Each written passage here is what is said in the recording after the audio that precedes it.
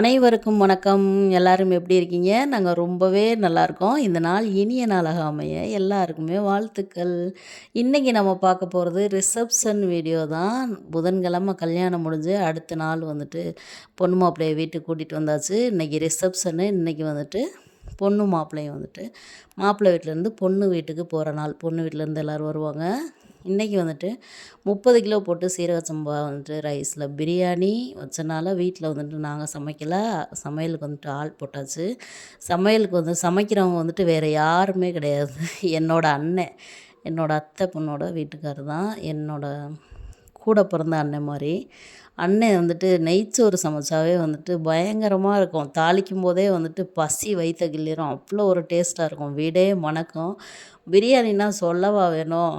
எலாபரேட்டாக நெய்யை ஊற்றி அப்படியே தம்மை உடைச்சாருன்னா அப்படியே பூ மாதிரி விழுகுது பாருங்கள், கரண்டியில் ஒட்டாமல். 150 கிலோ வரையும் வந்துட்டு விசேஷங்களுக்கு அண்ணன் சமைப்பார். சூப்பராக சமைப்பாங்க. அண்ணனுக்கு வந்துட்டு எப்போவுமே நான் செல்லப்பிள்ளை தான். வீடியோக்காக சொல்லலை, நிஜமாகவே நான் தான் செல்லப்பிள்ளை அண்ணனுக்கு. எவ்வளோ கூட்டத்தில் இருந்தாலும் அண்ணன் சமைக்கிற ஃபங்க்ஷன் அப்படின்னாவே என்னை வந்துட்டு கூப்பிட்ருவாங்க. சுபி எங்கம்மா இருக்க, வாம்மா டேஸ்ட்டு பார்க்கலாம் அப்படின்னு சொல்லிட்டு தம்மு உடைச்சோன்னே ஃபஸ்ட்டு டேஸ்ட்டு நான் தான். இன்றைக்கின்னு இல்லை, எப்போவுமே ஃபஸ்ட்டு தம்மு உடச்சோன்னே ஃபஸ்ட்டு டேஸ்ட்டு நான் தான். அந்த பக்கத்து வந்துட்டு பாயசம் ரெடி ஆகிக்கிட்டு இருந்துச்சு. பீர்னி ரெடி ஆகிக்கிட்டு இருந்துச்சு. பீர்னியும் சும்மா சொல்லக்கூடாது, சூப்பராக பண்ணுவாங்க அண்ணன். எல்லா டிஷ்ஷுமே தால்ச்சாலாம் எண்ணெய் ஊற்றி தாளிப்புலாம் கிடையாது, சூப்பராக பண்ணுவாங்க. பிரியாணி வந்துட்டு எடுத்து கொடுத்துட்டு சாப்பிடுமா, டேஸ்ட்டு பாருமா அப்படின்னாங்க. எனக்கு வந்துட்டு பந்தியில் உட்காந்து சாப்பிட்றத விட அண்ணன் தம்மு உடச்சோன்னே சுட சுட தட்டில் போட்டு கொடுப்பாங்க பாருங்கள். அந்த பிரியாணிக்கு டேஸ்ட்டுக்கு இடையே கிடையாதா, உயிரை விட்டுறலாம்டா அப்படின்ற மாதிரி இருக்கும். பந்தியில் உட்காந்து சாப்பிடும்போது கூட இவ்வளோ இது இருக்காது. தம்மை உடச்சோன்னே அப்படியே எடுத்து வாயில் போட்டாங்க, அவ்வளோ ஒரு டேஸ்ட்டாக இருந்துச்சு. என்ன ஒரு டேஸ்ட்டு, மட்டன் அப்படியே வெண்ணெய் மாதிரி கரையுதுடா அப்படின்ற மாதிரி. தம்பி பையன்லாம் நின்றுக்கிருந்தாங்கடா, சாப்பிடுங்கடாண்ணா, வேணாண்ணா அப்படின்ட்டாங்க. சரி நானும் சும்மா தான் கேட்டேன் அப்படின்னு சொல்லிட்டு ஒரு தட்டு பிரியாணியை அப்படியே முழுங்கிட்டு அதுக்கப்புறமா தான் மற்ற வேலை பார்க்க போனேன். ரொம்பவே சூப்பராக இருந்துச்சு பிரியாணி. நல்ல டேஸ்ட்டு, அப்படி ஒரு டேஸ்ட்டு, அடிப்பொலி அப்படின்னு தான் சொல்லணும். அதுக்கப்புறமா உள்ளே வந்துட்டு பொண்ணு வீட்டிலேருந்து இன்னும் யாரும் வரல. அவங்காட்டியும் எல்லாம் சமைச்சு எல்லாம் முடிச்சாச்சு. உள்ளே வந்துட்டு பொண்ணு சேலையெல்லாம் கட்டிட்டு ரெடி ஆகிக்கிட்டு இருந்தாங்க. பொண்ணு வீட்டிலேருந்து வர்றதுக்காக எல்லோரும் வெயிட்டிங். அதுக்கப்புறமா வந்துட்டு பொண்ணு மாப்பிள்ளை ரெடியாகி ஹாலுக்கு வந்த உடனே எல்லோரும் ஃபோட்டோ வீடியோ எடுக்கிறது தானே நம்மளோட வழக்கம். வாங்க எல்லோரும் பொண்ணு மாப்பிள்ளை கூட ஃபோட்டோஸ் வீடியோஸ் எடுத்துக்கலாம் அப்படின்னு சொல்லிட்டு இவங்க வந்துட்டு 2 பேர் தங்கச்சி பொண்ணு, ஒரு பொண்ணு வந்துட்டு மாமா பொண்ணோட பொண்ணு. 3 பேருக்கும் இந்த சுடி வந்து நான் தான் செலக்ட் பண்ணேன். மதுரைக்கு செட் சாரீ எடுக்க போகும்போது இது நல்லா இருக்காது அப்படின்னா என் தங்கச்சி. அதுக்கப்புறம் நான் தான் கம்பல் பண்ணி எடுக்க வச்சேன். போட்டாக்கும் சூப்பராக இருந்துச்சு பிள்ளைங்களுக்கு. இந்த சுடி வந்துட்டு ஒரு 5 சுடி வாங்கினோம் செட்டு. அதுக்கப்புறமா செட்டு சாரீலாம் வாங்க ஃபோட்டோ எடுத்துக்கலாம், வீடியோ எடுத்துக்கலாம் அப்படின்ட்டு நாங்களும் வந்துட்டு எல்லாம் ஒன்றா எடுத்தாச்சு. நாங்கள் இந்த மதுரையில் போய் செட் சாரின்னு எடுத்தோம் பாருங்கள், அந்த செட் சாரீ தான் இது. இது வந்துட்டு ரொம்ப எரிக்கும் அப்படின்னு நினச்சோம், அப்படிலாம் இல்லை, ரொம்பவே நல்லா இருந்துச்சு. ஆனால் பயந்துக்கிட்டே தான் இருந்தோம், கட்டினா எப்படி இருக்கோ தெரியலையே அப்படின்ட்டு. அப்படிலாம் இல்லை, விசேஷத்துக்கு வந்தவங்க எல்லாருமே வந்துட்டு பார்த்துட்டே இருந்தாங்க. சூப்பராக இருக்குது அப்படின்னாங்க. எங்களுக்குள்ளேயே பேசிக்கிட்டோம், நிஜமாவா அப்படின்னு. ஏன்னா விசேஷத்துக்கு முன்னாடியே எல்லோரும் ஆன் கால் போட்டு நல்லா இருக்குமான்னு கேட்டுகிட்டே இருந்தோம். அந்த டவுட்லேயே இருந்தனால எல்லோரும் வந்துட்டு சூப்பராக இருக்குது அப்படின்னு சொன்னோடனே எங்களுக்குன்னா ஒரே சாக்கு. எங்கள் மாமி வேறு வீட்டில் எந்த சைடு திரும்பி பார்த்தாலும் இந்த சாரீ தாப்பா ஜிகுன்னுட்டு இருக்கு, எந்த சைடு பார்த்தாலும் அப்படின்னாங்க. அப்புறம் பந்தியில் உட்காந்துட்டு மறுபடியும் பிரியாணியை ஒரு கட்டிட்டு மாப்பிள்ளை வீடெலாம் வந்து சாப்பிட்டாங்க. அதுக்கப்புறம் தான் நாங்கள் சாப்பிட்டோம். மாப்பிள்ளை வீடு சாப்பிட்டதெல்லாம் வந்துட்டு வீடியோ எடுக்கலை. நான் அப்பப்போ கொஞ்சம் நானும் பிஸி ஆயிடுவேன். என் தங்கச்சி பொண்ணு வந்துட்டு வீடியோ எடுத்து கொடுப்பான்னு சொன்னேன்ல, அவளும் வந்துட்டு அப்பப்போ பிஸி ஆயிடுவாள். ஏன்னு கேளுங்க, அவள் வந்துட்டு அப்பப்போ தனியாக ஃபோட்டோ ஷூட் அவளுக்கு எடுக்க போயிடுவாள். அதனால் இன்றைக்கும் நிறைய நிகழ்வுகளை எடுக்காமல் விட்டுட்டோம். இன்றைக்கி வந்துட்டு பொண்ணு வீட்டிலேருந்து பலகார குடம் கொடுப்பாங்க. மாப்பிள்ளையோட அக்காவும் தங்கச்சி இருக்காங்கல்ல, அவங்களுக்கு வந்து பலகார குடம், அதுக்கப்புறமா நகை வந்துட்டு அவங்கவுங்க சக்திக்கு தகுந்த மாதிரி போடுவாங்க. 1 பவுன், 1/2 பவுன், 2 பவுன் எவ்வளோ வேணாலும் கொடுப்பாங்க. நகையும் வந்துட்டு பலகார குடமும் கொடுத்துருந்தாங்க. மாலை எல்லாம் பழங்கள் எல்லாம் தட்டில் வச்சு அதை வந்துட்டு பாப்பா வந்துட்டு இன்றைக்கி எடுக்காமல் விட்டா. இதே மாதிரி தான் கல்யாணத்துலேயும் ஒரு சிலதை எடுக்காமல் விட்டுட்டோம், இந்த ரிசப்ஷன் இதுலேயும் எடுக்காமல் விட்டுட்டோம். அந்த ப்ரொசீஜர் தான் மெயின்னு, அதையே எடுக்காம விட்டாச்சு. அதுக்கப்புறம் இவங்க வந்துட்டு தம்பி ஒய்ஃபோட தங்கச்சி பொண்ணு பாப்பா, பேர் வந்துட்டு ஐரா. அழகா ஐர மீன் மாதிரியே இருந்தா, பேருக்கு ஏற்ற மாதிரியே தங்கச்சி பொண்ணு வந்துட்டு விளாண்டுட்டு இருந்தாளா, அழகா இருக்காளே அப்படின்னு சொல்லிட்டு அவளை ஒரு கிளிப் எடுத்தாச்சு. சூப்பராக இருந்தா, நல்லா விளாண்டுக்கிட்டு இருந்தா. இது வந்துட்டு மாப்பிள்ளையோட தங்கச்சி வீட்டுக்காரு, அவர் வந்துட்டு மாப்பிள்ளைக்கு மாலை போட்டார். பொண்ணுக்கு மாப்பிள்ளைக்கு அதான் பலகார குடம், அந்த மாலையெல்லாம் வந்துட்டு பொண்ணு வீட்டிலேருந்து கொண்டு வருவாங்க. அதை தான் எடுக்காம விட்டுட்டேன். தேங்காய் பழம் எல்லாமே கொண்டு வருவாங்க.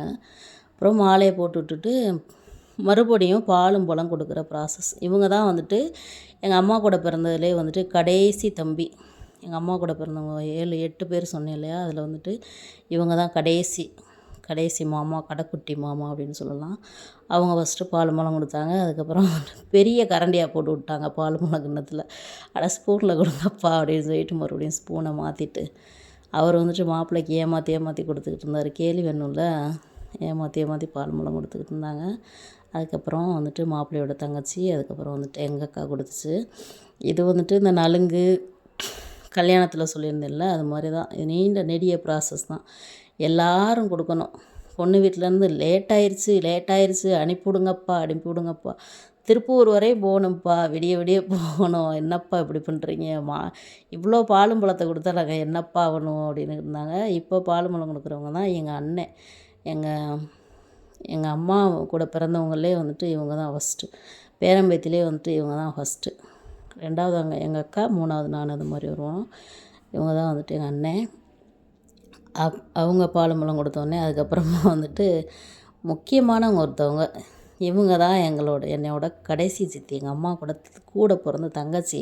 இவங்க வந்துட்டு நலுங்கு வீடியோவில் இவங்க தான் வந்துட்டு மாப்பிள்ளைக்கு மாலை போட்டது எல்லாமே இவங்க தான், மெயினான சாஸ்திரம்லாம் இவங்க தான் பண்ணாங்க. அதை வந்துட்டு வீடியோ எடுக்காமல் விட்டுட்டாங்க. எங்கடா வீடியோ காணான்னு தேடி பார்த்தா ஒரு இடத்துல கூட இல்லை. பாவிகளை, மனசே உடஞ்சிருச்சு. சரி வந்துட்டு இதில் இருந்தாங்க, இதில் காமிச்சாச்சு. இவங்க வந்துட்டு எங்கள் மாமாவோட ஒய்ஃபு. நான் சொன்ன மாதிரி நீண்ட நெடிய ப்ராசஸ்ப்பா. வரிசையாக எல்லோரும் கொடுக்கணும். இந்த பால் பழம் கொடுக்குறதுக்கு மட்டும் நான் வந்துட்டு ஃபஸ்ட்டு போக மாட்டேன். ஃபஸ்ட்டு எல்லாருமே கொடுத்து முடியட்டும், ஆறாமரை நம்ம போய் கொடுத்துக்கலாம் அப்படின்ட்டு. அப்புறம் எங்கள் கடைசி மாமா, அது கடைசி மாமாவோட பையன், இவன் தான் கடைக்குட்டி. எல்லோரும் நின்று ஒரு ஃபோட்டோ எடுத்துகிட்டு, இவங்க தான் வந்துட்டு மாப்பிள்ளையோட அம்மா, எங்கள் மாமி. எங்கள் மாமா வந்துட்டு இல்லை, கொஞ்ச நாள் முன்னாடி மவுத்தாயிட்டாங்க. இவங்க வந்துட்டு எங்கள் மாமி. அதுக்கப்புறமா இவங்கள வந்துட்டு நான் நலுங்குலையும் மென்ஷன் பண்ணலை, கல்யாணத்துலேயும் மென்ஷன் பண்ணலை, இன்றைக்கி தான் சொல்கிறேன். அப்புறம் தங்கச்சி பால் பழம் கொடுத்தா. அப்புறம் இந்த ப்ளூ கலர் சேலை தான் வந்துட்டு முக்கியமானவங்க, எங்கள் பெரிய மாமா ஒய்ஃப். அந்த கலர் அரிசிலாம் கலந்துக்கிட்டு இருந்தாங்கள்ல அவங்க. அப்புறமா நான் கொடுத்துட்டு அதுக்கப்புறமா அவங்க கொடுத்தாங்க. இன்றைக்கும் வந்துட்டு இந்த பால் பழம் கொடுக்குறலாம் கொஞ்சம் சுருக்கிடலாம் அப்படின்னு தான் நினச்சேன், கட் பண்ணி போட்டுடலாம் அப்படின்ட்டு. வந்துட்டு இன்னும் ஒரு பார்ட் வந்து என்னென்னா, நாங்கள் வந்துட்டு திருப்பூருக்கு இன்றைக்கி பொண்ணு மாப்பிள்ளையும் போயிடுவாங்க பொண்ணு வீட்டுக்கு. அதுக்கப்புறம் நாங்கள் போய் அங்கே போய் கூப்பிடுவோம். இன்னும் ஒரு பார்ட் வேறு இருக்குது. சரி விலாவரியாகவே போட்டுடலாம் அப்படின்ட்டு கட் பண்ணல. அதுக்கப்புறமா செட் சேரீலாம் வந்து நில்லுங்கப்பா, ஒரு ஃபோட்டோ வீடியோ எடுத்துக்கலாம் அப்படின்னாங்க. சரின்னு சொல்லிவிட்டு நின்றுட்டு ஃபோட்டோஸ் வீடியோஸ் எடுத்துகிட்டு, இது என்னென்னா கர்ச்சீஃபில் வந்துட்டு தேங்காய் பழம் வச்சு மடி ரொப்புவாங்க. இது வந்துட்டு கல்யாணத்தன்னைக்கும் மண்டபத்தில் ரொப்பி வீட்டில் வந்து மடி ரொப்பினாங்க பார்த்தீங்களா, அதே மாதிரி தான் இன்றைக்கும் வந்துட்டு மடி ரொப்பி தான் அனுப்புவாங்க பொண்ணு மாப்பிள்ளைய. கர்ச்சீஃபில் தேங்காய் பழம் வச்சு 3 தடவை அப்படி கொடுத்து வாங்குவாங்க. இதை வந்துட்டு பொண்ணு வீட்டுக்கு பொண்ணு மாப்பிள்ளையும் கொண்டு போவாங்க. அங்கே போயிட்டு மறுபடியும் மடி ரொப்பி பொண்ணு வீட்டில் இருக்கவங்க எல்லோரும் மாப்பிள்ளையும் பொண்ணுக்கும் ஆரத்தி எடுத்து மறுபடியும் அங்கே போய் மடி ரொப்பிட்டு பொண்ணு வீட்டில் போய் மறுபடியும் பாலும் பழம் கொடுத்து அதுக்கப்புறம் தான் முடியும் அந்த ப்ரொசீஜர். பாருங்கள், 3 நாளாக பொண்ணு மாப்பிள்ளையும் பாலும் பழம் குடிச்சே வயிறு நிரம்பி போயிடும். பாவமாக தான் கிடக்கு, இருந்தாலும் என்ன பண்ணுறது, செய்கிற சாஸ்திரம் சாங்கியம்லாம் பண்ணி தானே ஆகணும். பொண்ணு வீடுனா இங்கேருந்து திருப்பூர் வரையும் போகணும். அனுப்பி விடுங்கப்பா, ஏப்பா இப்படி பண்ணுறீங்கன்னு. இவங்க தான் பொண்ணோட அம்மா. என்னை வந்துட்டு இப்போ ஹக் பண்ணாங்கல்ல, அவங்க தான் பொண்ணோட அம்மா. பொண்ணோட அம்மாவும் நானும் வந்துட்டு க்ளோஸ் ஃப்ரெண்டு. இந்த சீன் தான் வந்துட்டு மறக்க முடியாத சீனு. நான் முன்னாடியே தம்பிக்கு வந்துட்டு, தங்கப்பிள்ளை பார்த்து போயிட்டு வாடி, அக்கா சனிக்கிழமை வரேன்னு முத்தம் கொடுத்தா, என் தங்கச்சி பொண்ணு இல்லை, ஐயோ இது முக்கியமான வீடியோ, இது கேட்ச் பண்ணாமல் விட்டுட்டே, மறுபடியும் பண்ணுங்க அப்படின்னு சொல்லிட்டு வீடே குலுங்க சிரித்து, அப்புறம் நான் மறுபடியும் மாப்பிள்ளைக்கு முத்தம் கொடுத்து அனுப்பிவிட்டேன். ஏன்னா ஃபஸ்ட்டு கேட்ச் பண்ணலை, கொடுத்தே ஆகணும், நான் மறுபடியும் எடுப்பேன் அப்படின்ட்டா பாப்பா. அப்புறம் மறுபடியும் நான் கொடுத்து அவள் வீடியோ எடுத்து வீடே சிரித்து, ஏன் கேட்குறீங்க, அல்லோலப்பட்டு போயிடுச்சு. பொண்ணு வீட்டுக்குன்னா ஒரே டென்ஷன். இங்கேருந்து எவ்வளோ தூரம் போகணும், அனுப்பிவிடுங்கடா அப்படின்னு சொல்லிட்டு. இங்கேருந்து மண்டபத்துக்கு வேற போய் அங்கே சில திங்ஸ்லாம் எடுத்துகிட்டு பொண்ணு மாப்பிள்ளையும் வேறு காரில் போவாங்க. இப்போதைக்கு வந்துட்டு மண்டபம் வரையும் இந்த காரில் போகிறோம் அப்படின்னு சொன்னாங்க. பொண்ணு வீட்டுக்கு அந்த பொண்ணு மாப்பிள்ளைய காரில் ஏற்றின பின்னாடி தான் டென்ஷன் குறைஞ்சிருக்குன்னு நினைக்கிறேன். அதுக்கப்புறமா நாங்கள் மிச்சம் சொச்சம் இருந்த 4-5 பேரும் வந்துட்டு எடுத்துகிட்டு தங்கச்சி, மாமா பொண்ணு, 2 தங்கச்சி, அக்கா எல்லோரும் சேர்ந்து எடுத்துகிட்டு 8 மணிக்கா எங்கள் ஊர்லேருந்து ஒரு ஃப்ரீ பஸ் வரும் பாருங்க. அந்த பஸ்ஸில் ஏறி நான் வீடு வந்து சேர்ந்துட்டேன். இதுக்கு மேலே மாமி வந்துட்டு கொஞ்சம் ரெஸ்ட் எடுக்கணும் அப்படின்னு மாமி எல்லாத்தையும் ஃப்ரீயாக விட்டுட்டு நாங்கள் ஊர் வந்து சேர்ந்துட்டோம். நாங்கள் எப்போ ஊருக்கு வந்தாலும் இந்த ஃப்ரீ பஸ்ஸில் ஏறி வந்தால் தான் எனக்கு ஊருக்கு வந்த மாதிரி ஒரு நிம்மதியாக இருக்கும். அது ஒரு ரொம்ப சந்தோஷமாக இருக்கும். பஸ்ஸு ஃபுல்லாக பாருங்கள் யாருமே இல்லை, எங்கள் குடும்பம் மட்டும்தான். ஜாலியாக அப்படி திண்டுக்கல் வரையும் ட்ராவல் பண்ணிவிட்டு ஜாலியாக வீடு வந்து சேர்ந்துட்டோம். மீண்டும் ஒரு வீடியோவில் பார்க்கலாம். டாட்டா.